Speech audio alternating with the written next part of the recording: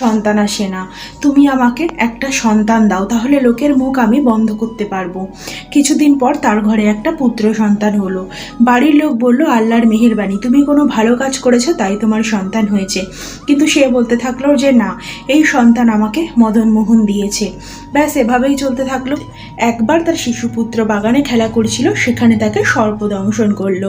অনেক ডাক্তার দেখানোর পরে তারা জানালো যে শিশুটি মৃত, তাকে আর বাঁচানো সম্ভব না। তখন কালু খান দৌড়ে দৌড়ে গেল মন্দিরে, আর মদন মোহনের পায়ে কেঁদে লুটিয়ে পড়ল। তুমি অন্য ধর্মের, তোমার কাছে তো আমার অভিযোগ করা মানায় না, তাও তোমার কাছে চেয়ে আমি সন্তান পেয়েছি। তুমি আমাকে বলো কি করলে আমার সন্তান আমার কাছে ফিরে আসবে। এই বলে সে সেখানেই কান্নাকাটি করতে থাকলো। সে শ্রীকৃষ্ণকে বলল, প্রভু, তুমি যদি সত্যি আমাকে নিজের ভক্ত বলে মনে করো, আমার সন্তানকে তুমি আমার কোলে ফিরিয়ে দাও। এই বলে সে বাড়ি ফিরে গেল। বাড়িতে গিয়ে দেখতে পেল যে তার শিশুপুত্রটি ঘুমোচ্ছিল। তার শিশুপুত্রটি হঠাৎ জেগে উঠে বলছে, কই কই, সে কোথায় গেল, সে কোথায় গেল? বন্ধু, তুমি আমাকে ছেড়ে চলে যাচ্ছ কেন? আমরা তো একসাথে খেলবো।